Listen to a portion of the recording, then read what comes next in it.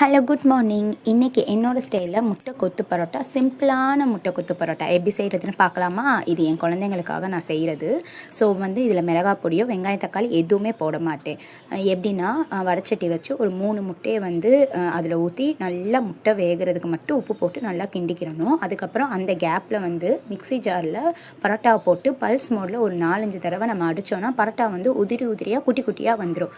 So இந்த பரோட்டாவை இந்த முட்டை அந்த வறுவலில் முட்டை, இது பேர் என்னது, முட்டையை இப்படி நம்ம பண்ணியிருக்கோம், வேக வச்சுருக்கோம்ல, அதில் இந்த பரோட்டாவை போட்டு நல்லா கிண்டின பின்னாடி பரோட்டா கொடுத்த சால்னா ஒரு 3-4 கரண்டி இதில் ஊற்றி இந்த ஹீட்டிலேயே நல்லா கிண்டினா அது இந்த பரோட்டா நல்லா அந்த சால்னாவில் ஊறி நம்ம கடையில் வாங்குற மாதிரியே டேஸ்ட்டாக இருக்கும். உங்களுக்கு பெரியவங்களுக்கு நீங்கள் செய்கிறீங்கன்னா எண்ணெய் ஊற்றி வெங்காயம் தக்காளி சிக்கன் மசாலா கரம் மசாலா போட்டு அதுக்கப்புறம் முட்டை ஊற்றி கிண்டிட்டு அதுக்கப்புறம் பரோட்டாவை போட்டு கிண்டிட்டு அதில் நீங்கள் சால்னா ஊற்றினாலும் கடையில் இருக்கிற மாதிரி ரொம்ப டேஸ்ட்டாக வரும். நீங்கள் வெங்காயம் கொஞ்சம் அதிகமாக போட்டால் நல்லாயிருக்கும்.